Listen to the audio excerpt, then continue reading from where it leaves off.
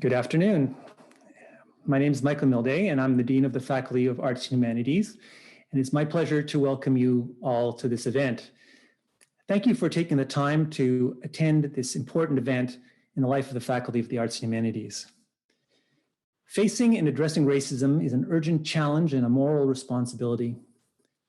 The work of anti-racism needs to be the work of everyone. Anti-racism work at the university and in the faculty requires both a recognition of the systemic anti-Indigenous racism inherent in settler colonial society and a commitment to contributing to end it. A starting point in that direction, a necessary but certainly not sufficient step, is the acknowledgement of the stewards of the land on which our campus is located. So I wish to acknowledge the Anishinaabe, the Haudenosaunee, Lenape, and Arawandran peoples.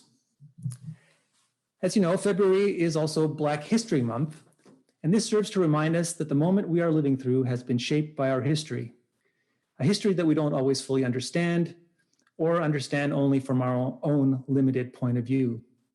In arts and humanities, given our academic and scholarly commitments, we have added responsibility for addressing and confronting this history, especially at times when new insights contradict our comfortable view of ourselves as on the right side of the issue.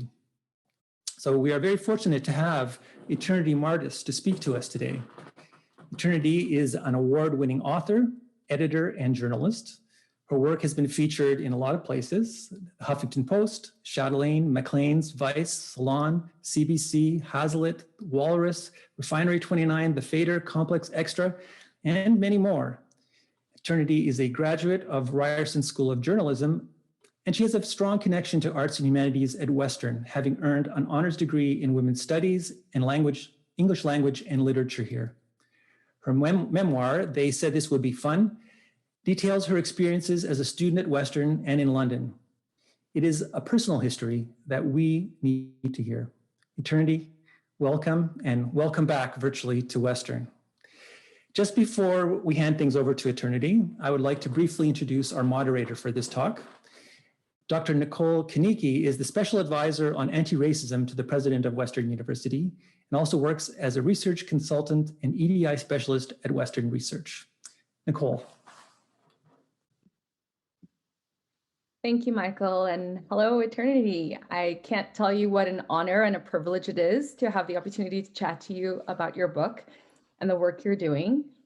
Your advocacy for students and their experiences of racism and sexual violence on our campuses have been instrumental in much of the conversations we finally get to have about these issues.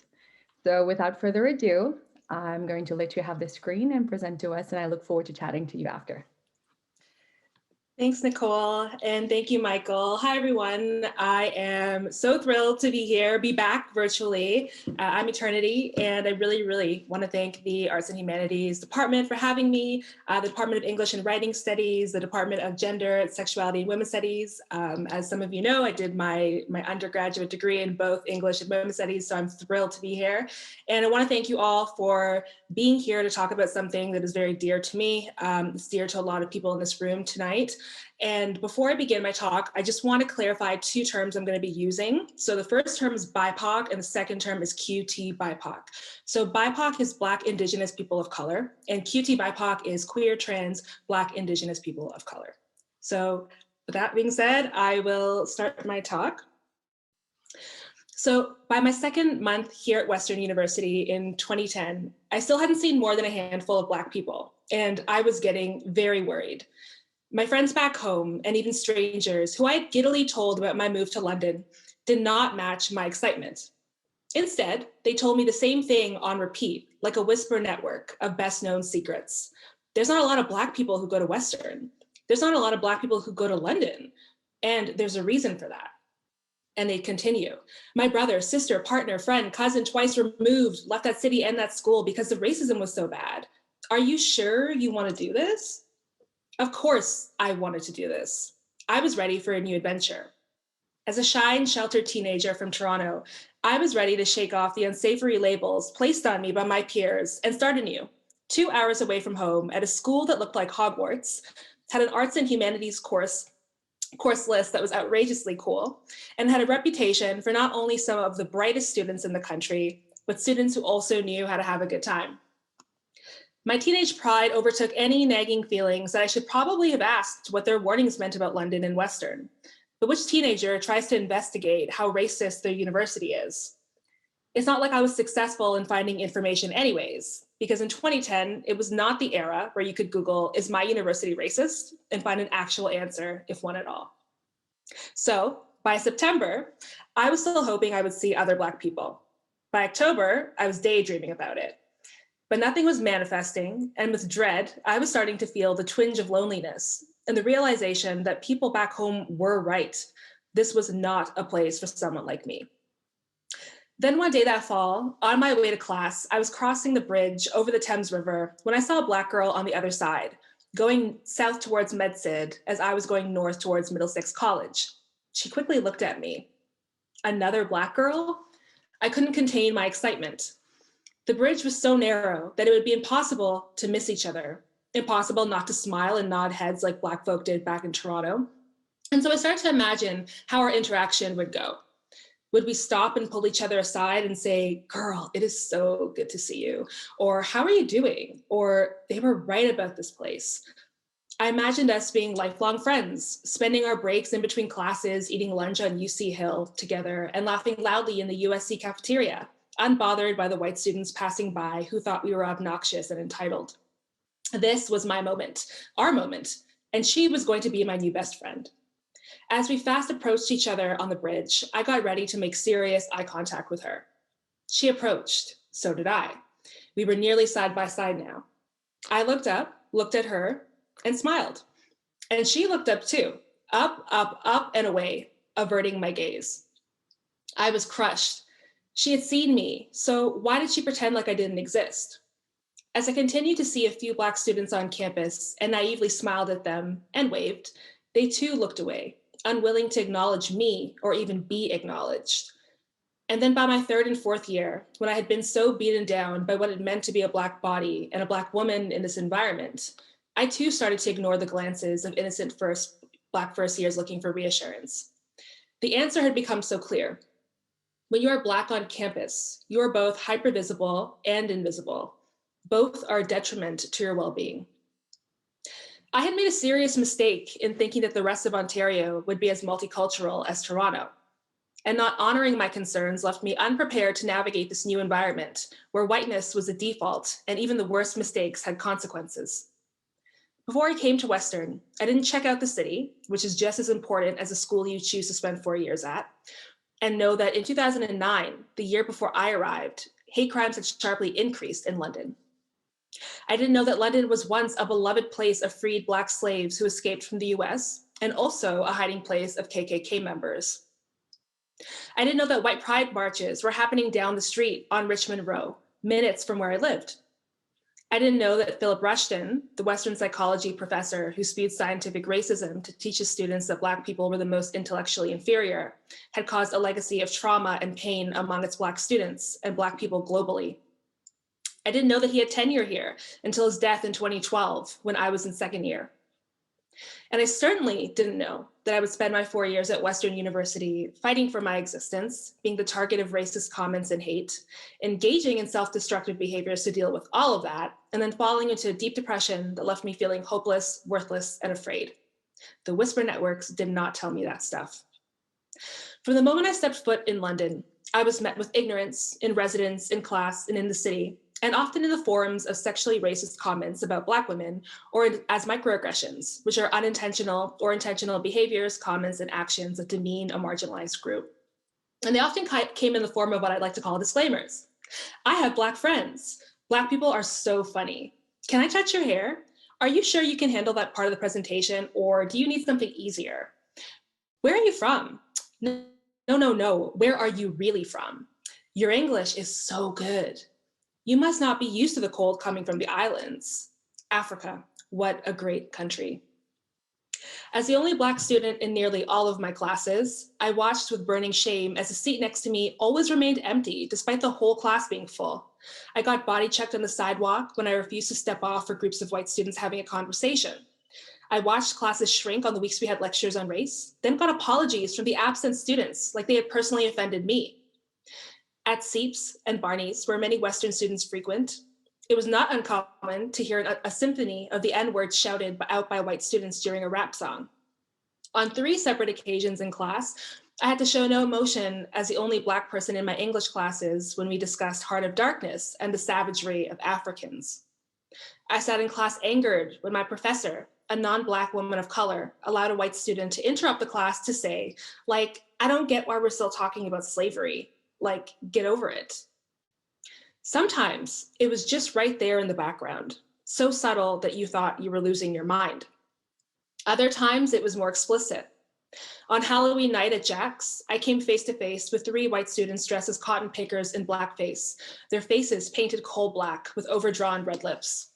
They targeted me and my 2 friends, the only people of color in the bar. They leered at us, smiling, not saying a word. Other nights, I was threatened with violence and told to go back to my country. That included once on UC Hill, and nothing could be done about it because no cameras had captured it. During all of this, I also became a survivor of sexual assault and intimate partner violence, which nearly ended my university career. But few people around me believed the extent of my experience. Instead, I was explicitly told that I was the aggressor because I was a Black woman. I had all these stories and these experiences buried in my mouth, waiting to launch them at people to prove that what I had entered felt more like the American South than Southwestern Ontario. However, when I told my loved ones back home in Toronto, they had a hard time understanding that I was experiencing racism. My family are immigrants from Karachi, Pakistan, and they didn't understand anti-Black racism and how it was directed at me, despite me having a Jamaican father. They had grown up not seeing me as any color. And while they had experienced anti-South Asian racism here in Canada in the 70s, they had expected it to be long over. Are you sure you're not exaggerating? They'd ask. But it's 2010. Is racism even a thing? Maybe you misunderstood them. After all, you're so angry these days. My friends at home also weren't convinced that my experiences were real. Their denial made me think that I was making it up, despite feeling deep fear, anxiety, sadness, depression, and illness, all well-researched effects of experiencing or anticipating racism. No one believed me, and I was starting to not believe myself. Maybe they were right. Maybe I was too sensitive, too angry, too ready to see everything as racism. There was no media coverage or visible stories about racism or violence against women at the time to prove I was right, but at least I had books, the novels and essays that I read in class that helped me escape somewhere safe. I had the works of feminist theorists and scholars to nurture me and assure me that what I was experiencing wasn't an exaggeration, but a story that has been told through the centuries. I had a few friends of color who affirmed that what we were experiencing wasn't just real, it was traumatic. It was not what we signed up for. So I started to document my thoughts, scribbling on pieces of paper and on napkins and on Word docs, promises set in ink, to remind myself that this was our reality, even if people didn't want to acknowledge that. We may not have been talking publicly about racism when I was a student, but in August 2014, 2 months after I graduated, Mike Brown was shot and killed by a white Missouri police officer, and Black Lives Matter became a global movement. We were all forced to see our own denial of those suffering at the margins. But now, 7 years later, it has only gotten worse with the emergence of the alt-right and emboldened white supremacy movement and a record number of hate crimes in Canada and in London. And finally, we are talking about campus culture, about what it means to be Black, queer, a woman, a newcomer in the ivory tower, and the cost of being in an education system that wasn't made for us. It's easy to ask why we focus on the worst parts of Western or any racial experience. But that's because we dare try to move forward without addressing the harm that's been caused. Trying to do better without owning up to the past is a selfish endeavor, because perpetuating racism doesn't just cause offense. It robs young, bright-eyed students of their university experience. Worse, we become jaded adults who either repress these experiences or continue to manifest its trauma in our bodies. In the years since I've graduated from Western, I've traveled the world and met students of color and Black students with eerily similar experiences to mine. Students who are in school now, who have just graduated or graduated decades ago. Their stories of navigating racism among students and faculty, or while out in the city, or of experiencing microaggressions, threats of violence, and the exotification of their bodies has never left them. Students who attended Western in the 60s, 70s, and 80s tell me they're disheartened that my experience was the same as theirs. I'm disheartened that students today message me and reach out to tell me that nothing has changed. These are all urgent reminders of the intergenerational trauma that post-secondary institutions can inflict on its students despite its best intentions. University is seen as a place of progressiveness and an exchange of ideas, but universities are also one of the biggest perpetrators of institutional oppression, hiding behind the guise of freedom of speech to empower young people with power and privilege at the expense of people of color, female-identified people, and LGBTQ2S+ people. University policies are all about protecting these powerful and privileged students, and it's evident in our lack of unified policies to deal with racism and a lack of real zero tolerance enforcement. It's evident in the policies to deal with sexual assault, which discourage survivors from reporting or speaking out about being raped or even getting justice. It's evident right now in these long overdue conversations taking place in 2021. The cushion between a safe place to make mistakes in the real world, post-secondary education, by its mandate, has allowed racism and rape culture to go on unchecked, damaging the health and well-being of the targeted students while validating the perpetrators. In researching my memoir, They Said This Would Be Fun, I learned that what was happening at Western was happening at every single university campus in this country. There are thousands of BIPOC students, faculty, and staff having my experience right now, some of whom are in this virtual room. Every university is dealing with alt-right and white pride flyers and anti-racism, sexism, ableist, homophobic, and transphobic threats on campus. Every university is struggling to understand what our concerns and our needs are, or just how many Black students attend their school because there's no race-based data collected. And because race-based data isn't collected, universities have little understanding that Black and brown men are carded at disproportionate rates, then have to come to campus and face even more policing by campus security. They have little understanding that not seeing yourself represented on campus in course materials and in class contributes to the dropout rates of Black students. That's even more devastating considering the achievement of being Black in the ivory tower when so many students have had their dreams shattered by financial difficulty and by disproportionate expulsion and streaming practices in school. They have little understanding that BIPOC students are the target of hate incidents, microaggressions, and alienation, yet suffer in silence because there are no effective channels to express or report it. Universities also have little understanding of just how pervasive sexual assault on campus is, and it's evident in their lax handling of pro-rape Frosh Week chants and gag order policies around sexual assault. That lax handling translates into the red zone of sexual assault, which is the first 6 to 8 weeks of school when you're more likely to be sexually assaulted. This includes by SOFs and DONs and residents. Intimate partner violence resources and prevention are not priorities on most North American campuses, despite IPV being just as prevalent to crime on campus as sexual assault. In fact, women 15 to 24 years old are the most at risk of intimate partner violence in Canada and the US. And BIPOC women, bisexual, trans, and lesbian women, and women with disabilities are several times more likely to experience both these crimes. And regardless of whether it's a lack of understanding or willful inaction, every university will soon have to hold themselves to account for decades of silence and enabling. For my generation, the deaths of Trayvon Martin and Mike Brown were heavy burdens to carry. For this generation of students, that burden continues in the death of George Floyd, Ahmaud Arbery, Breonna Taylor, and so many others. Today's Black students are not only coming to school unsure of their academic future and careers in a COVID-19 world, but they're carrying this burden of Black death. But that burden is all of ours now. The burden of erasing anti-Black racism has always remained with Black people, though it is not for us alone to continue to actively educate, organize, and interrupt racist, sexist, homophobic, transphobic behavior and rape culture. Students need the help of their peers and their school faculty, staff, and administration. They need them to put aside their defensiveness and be willing to unlearn so that they can help create a safer environment for everyone. Students today are more knowledgeable than I was about racism and gender-based violence. Today, there are plenty of stories, media reports, and social justice movements to prove that the things that I experienced were not exceptions, but realities based on systemic and institutional racism. Today's students aren't just dealing with student life, but with anti-racist, homophobic, transphobic, and sexist rhetoric, not to mention a renewed white supremacy movement on campus and off campus, yet are leading our largest social justice movements. Today, students have access to social media to share and document stories. They know what they will and won't stand for.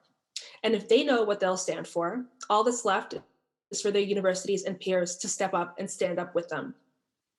BIPOC students and faculty need visible, immediate support and resources for speaking about racist experiences and hate incidents, which are interactions that are hateful and racist but don't violate the law.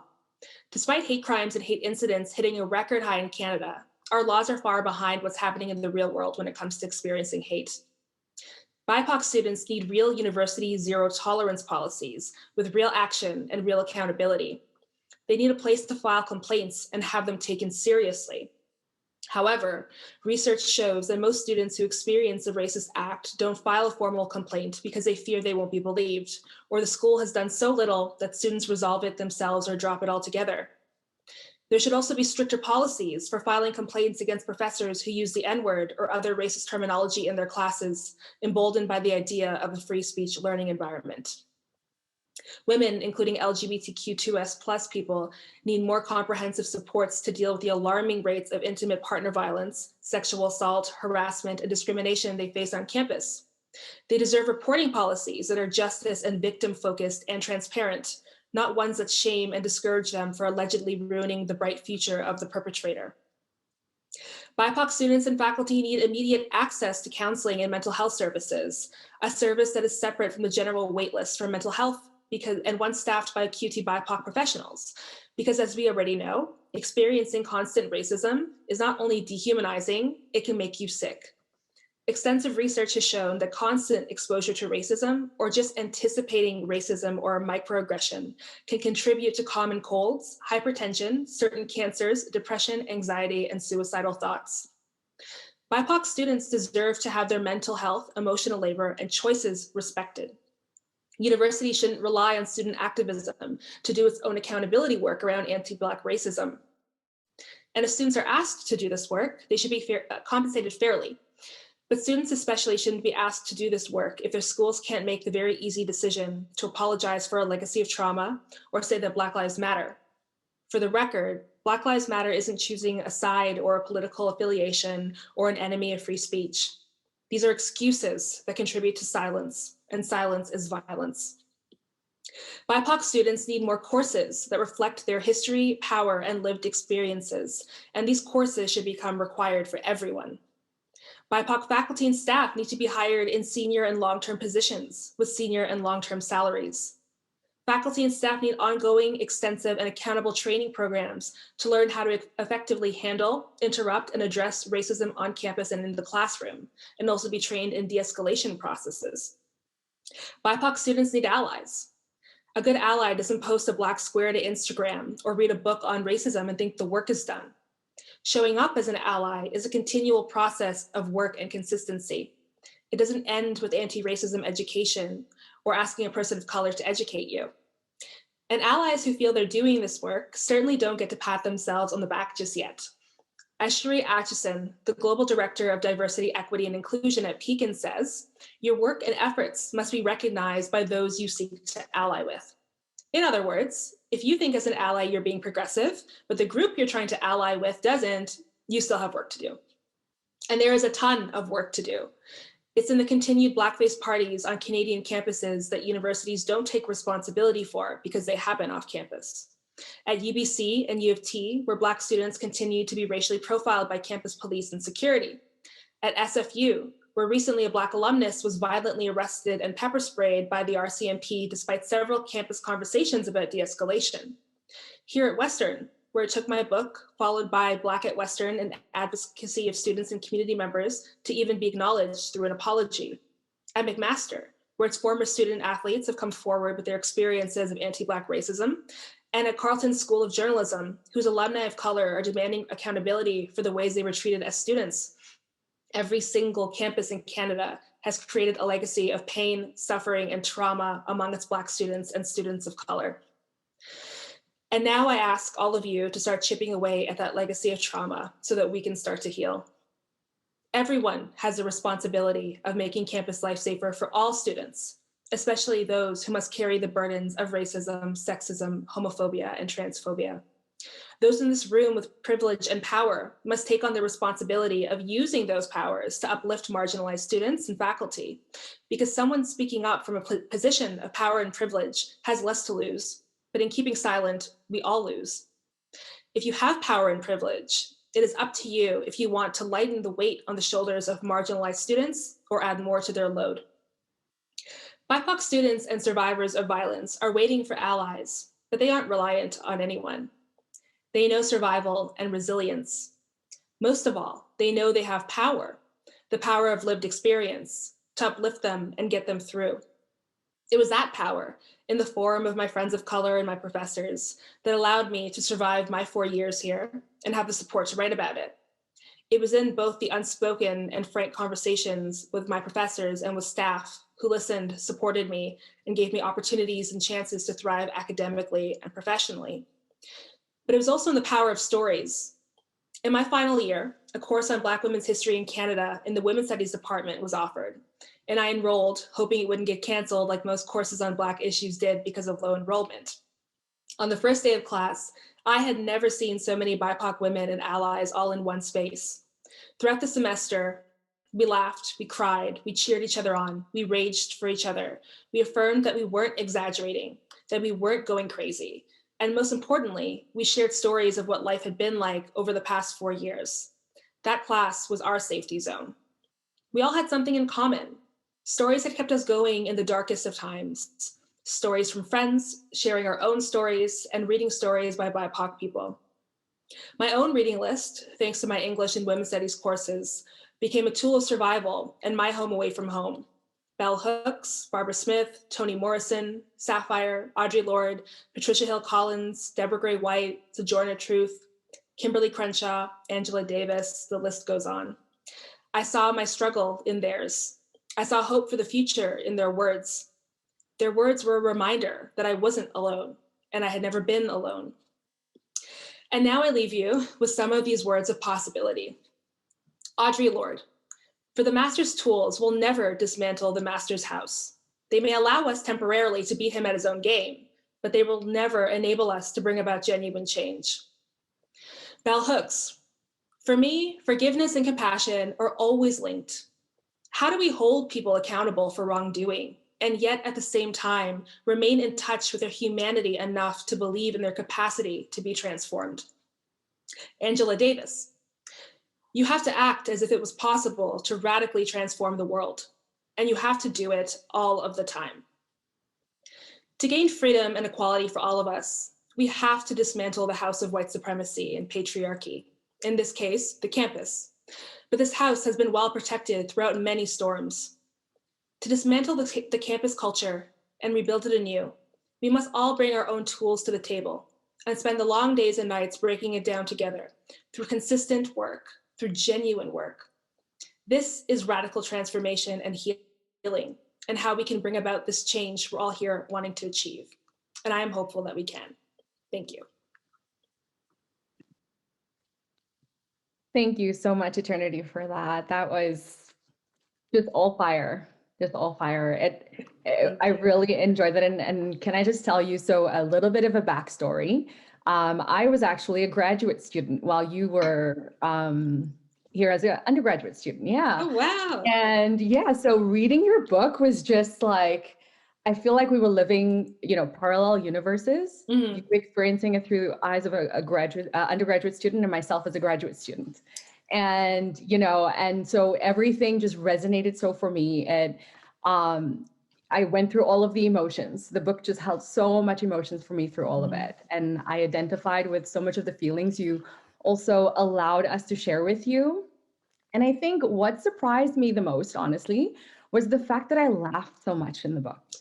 I think and perhaps it's because I identified so much. And so sometimes, instead of crying, you laugh, and, you laugh when you want to cry. Yeah. But I was just wondering, so, as much as the book brought out frustrations about how hard it is to be a Black student, a student of color, and a woman as well, I did find a lot of joy in it. And I wanted to ask you, was that intentional?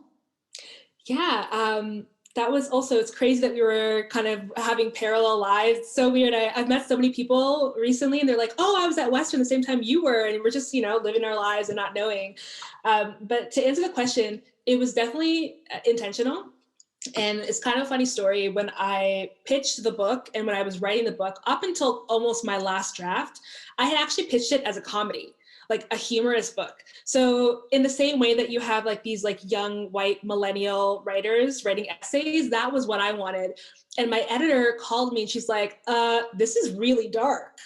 And I'm like, no, it's not dark. And then I realized as, we spoke more that when you're in this environment, and not just Western, any environment where no one looks like you and you're a token, you don't have time to think about it.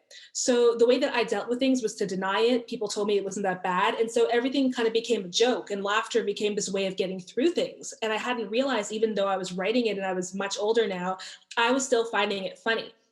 And so the humor really got me through, and I thought it was important to have it in there because I think laughter, especially for people of color, is so understated.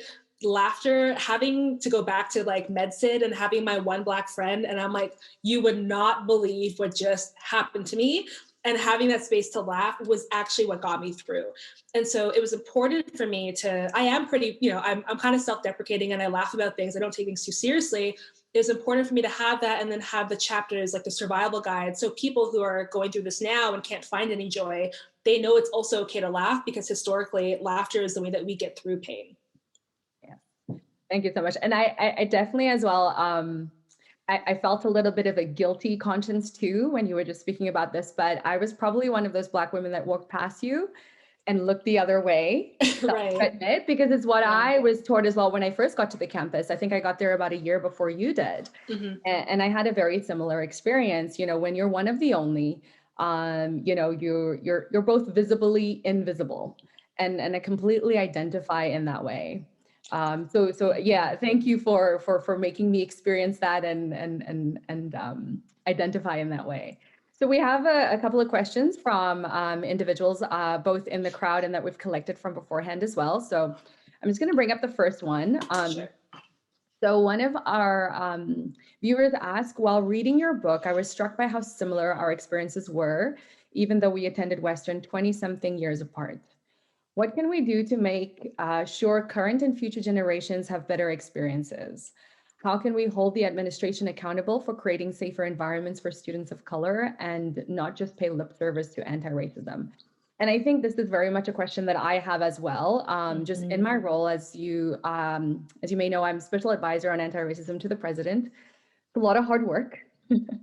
And so this is a big question, I think, that I continue to carry as well. And you having been at Western, you know the structure very well inside and out. Yeah. What advice do you have for us as administrators, as faculty and staff as well in this way? What can we do better? Yeah, this is an excellent question. And there's so many different parts to this question. And I think the first thing is that we shouldn't be getting to a point where it's the breaking point before, right? It shouldn't be a reactive thing. It should be a proactive thing in terms of administration. And what really shocked me most about my book coming out was that the group Black at Western was created as a result of the book. So we're talking decades ago of people having the same experience, of people living through the Rushton era. I was there, until he passed away in 2012. But why are we finding this out outside of school, right? Years later, why does it take that long for people to make sense of those experiences? Why is it happening, behind closed doors when there's a group of us and we're just exhausted? And so I think one thing that we can continue to do is tell stories. And I think telling stories is also underrated, but talking about it. There are so many people around me that I didn't know went to Western, for example, or went to post-secondary education and had that experience, because we're never talking about being a person of color on campus. We always get deferred to, well, it's a time of your life. You're there to have fun. What could have happened to you? Nothing, you're not old enough to have been treated badly. What do you know about pain? So the first thing is us sharing those stories, because the structure that we're in right now, we can't do much about it. And what's different about this generation is they have access to social media. So they can come together, they can write letters to administration. If the administration won't listen, that's what we have social media for. We have Black at, and then, the university pages all across the country. And that's what's happening. I think that's the best way we can go about it. But in terms of administration and of what they can do better, I think that I've listed some of them there. I think there needs to be a real action towards making these services available. I still don't think we quite understand the difference between or what it really means experiencing race on campus. It's traumatizing. You're traumatized for life. And so we need separate mental health services. We need a place that is perhaps staffed by QT BIPOC professionals. We need to have students' voices involved. And if they are involved, we need to compensate them. And administration needs to acknowledge that this is happening. It shouldn't have taken a book, and it shouldn't have taken Black and Western and all of this stuff that was happening before I was even born to even issue an apology. And I think there's a real fear that by apologizing, there's an ownership that, yes, we did wrong, but I think we need to admit that racism festers in every institution, and it's not a bad thing to own up to it, but that is the first step, and then taking some really, really quick action on how we can implement these things so that our students are not leaving and graduating broken and repressing these memories.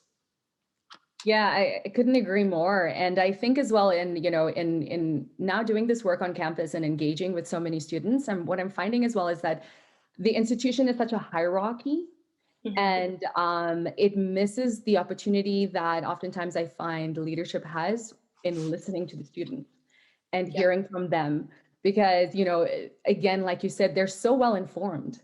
A lot of them, they know what the institution needs to be better. But I think sometimes, for us as leaders and within faculty and staff, we don't take that time to listen to the students, or to value the fact that they have something to offer us that we can learn.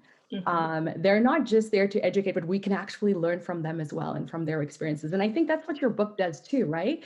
It gives a student's perspective to say, this is a reality for us. Yeah. So just in taking from that, for sure. And I'm just going to move to another question that we just had from one of our viewers as well. So what would you say is a key factor in dismantling systemic oppression here, specifically in London? So they're identifying as a queer BIPOC, and who is doing what they can to be an active participant in anti-racism, being integrated, but they do feel exasperated when white people refuse to be accountable, take responsibility, and deny any need to reconciliate. What can white people do better? Ooh, that is a big question. A good question, but a big question. So I think one thing that has really struck me and I'm really surprised by is, so for those who don't know, the book was based on a Vice article I wrote in 2015 about London, which I think a lot of Londoners had read. And what has shocked me across this whole experience is that I've never once received a bad note, which is weird to me. As a woman with opinions, it's weird, but I get a lot of people from London who are also allies who are like, you know what, I saw that happen to my friend, I didn't do anything, or I was the perpetrator of that, what I want to do better. And so I think even just in dismantling systemic racism, I think Londoners, including the Western campus, they've moved forward in a way that I was surprised by, considering the history of the city and of the school. And I think over the summer, and I wasn't in London, but I had several friends tell me that at the forefront, there were a lot of white folks, which is kind of nice because it means that we get to take a step back from doing this work. And as I was talking about, it's not just on us, it's on everyone. And I think people are recognizing that. But when it comes to white people who don't want to listen, I think you just have to choose which hill you want to die on, which battles you're going to choose, because at this point, we've had so many Black Lives Matter movements. Anywhere you look, we're talking about this. So if folks don't want to own up to it, or they don't want to acknowledge it, I don't think there's much we can do. And one thing I've learned over the last years writing about race is that you can get sick very quickly just trying to prove your point. The amount of times I've tried to prove my point to people who don't want to hear me and don't understand the difference between Black Lives Matter and All Lives Matter, for example, or why we talk about race, it's divisive. it gets me sick. And so I think that folks do know something needs to change. They're not willing to change, but also perhaps by changing, they fear that they have to own up to something, that their life is shifting in ways they don't want. So I leave it to folks. I think there's a lot of resources that you can check out. I think that there are books you can read, there are resources, there are all types of tools available if people want it, but we also need to protect ourselves when doing this work. Yeah, very true. And yeah, I think that's something we miss sometimes as well, because there's, there's also only so much you can do, and you have to, the world needs you. Mhm. The world needs you to continue this work. So one of the questions as well, and then I think we have a couple of questions sort of related to this as well, is can you comment on the importance of considering the unique experience of Black, Indigenous, and women of color in gender-based violence on our campuses and of course off campuses? What do those responsible for supporting students like staff and faculty need to know specifically to support students whose intersecting identities can often cause further violence toward them from the very structures they seek help from? Yeah, that's a big question that it has many parts, and I think the first part is how a lot of people don't even realize that intimate partner violence, for example, and sexual assault, the demographic is a university age demographic. And then we have universities putting out research about domestic violence. We have shelters targeted to domestic violence survivors. So no one understands what their needs are, and no one's really talking about them. There's no funding for this group. There's no prevention programs. They are for teenagers and for older cohabitating women or married women, but not this group. And so I think the first thing is recognizing that there is a problem, that the problem is separate and together. It goes together with sexual assault as well, but it may not. And that even though we have these sexual assault initiatives on campus or we have campaigns, if I was a young person experiencing partner violence, and now that I'm a bit older, I've met a lot of my friends were going through it at the same time. We had no idea. We didn't know where to go. Like, you don't know where to look. And so there's nothing on campus that talks about that. So I think that is the first thing. And understanding that when we do talk about sexual assault or we talk about partner violence or any violence, is that there are certain students that are more at risk. And so I think that the staff responsible for campaigns, the professionals, they need to also be trained, because the framework that we use for dealing with those who are survivors is very Eurocentric. So I don't have a lot of time, but it's even just creating a separate place for intimate partner violence, separate from the sexual assault centers, because those are already overworked and understaffed, sorry. Great, thank you. And I'm just going to slip in one last question here. We have a good number of them, and this has been so good, but just as now you're sort of kind of taking on a new journey as well, you're now an educator, and you're at UBC, I know, teaching as well. And I was wondering if you could leave our faculty members with some things to consider in the work. And here at Western, this is really something that we're kind of taking on at the moment, is in embedding anti-racism work and decolonizing our curriculum and pedagogy. And I think a lot of your book as well touches on your experiences in the classroom. Mm-hmm. So I was wondering, as an educator now yourself and faculty member too, what message do you have for our faculty members on ensuring that our classrooms become safe spaces for Black, Indigenous, and students of color, and in the work that they're doing toward this, toward anti-racism? Yeah, the classroom is an experience, right? Like, this is something we don't just leave class and forget about it. And so as educators, we're offering an experience as well. We don't know what students are going through. We're not just there to teach a class. And so I think it's important. The first thing we do is create community. And I know it's harder on Zoom, but making sure your students know each other, get to talk to each other. It's as simple as changing up the curriculum. I know there's some red tape around certain curriculums, but changing it up, bringing in less Eurocentric readings. Not everything that is the masterpiece is from a white male author. So changing that up, having the beginning of class, what I always do is I have a section on communication. So establishing the rules. This is how it goes. If you say this, and somebody is offended, we will talk about it. This is how you share space with other people of different lived experiences, being mindful of how much space you take up. And educators, I think, are so afraid to interrupt the behavior. And that's what I remember as a student, was it wasn't what was said in class, it was that my professor didn't step in. So I think that we need to remember that this may be something that students take away from their university experience. So creating a class where everyone is safe, establishing rules. On Zoom, I actually don't allow students to talk to each other. They can talk in the chat just in case there are issues. So putting things in place and assuring students that, yes, this is a safe space for everyone to talk, but there are certain things here that I won't tolerate. And so in doing that, plus changing the curriculum, bringing in guest speakers that look like some of your students, if you're able to, sharing experiences, sharing opportunities. A lot of students of color don't get the same opportunities. So if there's an event, maybe you have an extra ticket to, passing that on to a student of color, being there to talk or to listen, offering resources. Perhaps you have another faculty member who's better suited. All of these things make such a difference to students. So that would be, yes, those would be my tips. Thank you so much for that, Eternity. So unfortunately, we have to close our time together. But again, I cannot thank you enough for your work that has carried the voices of so many of our students of color through your own personal narrative.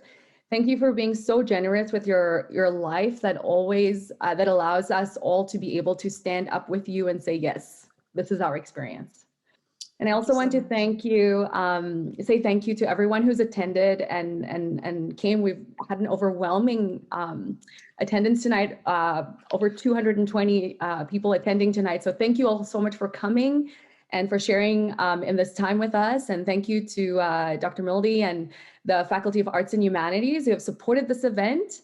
And in the anti-racism work we're doing, I hope this is, again, I know this is not the end of this dialogue and this work will continue. So Eternity, we really hope to have you back again. And I hope to be able to spend some time with you sometime as well in the future where we can talk a little bit more about our parallel universes. Absolutely. And sharing that. So thank you again so much, everyone. Thank you, Eternity. Thank you, Nicole. Thanks, everyone.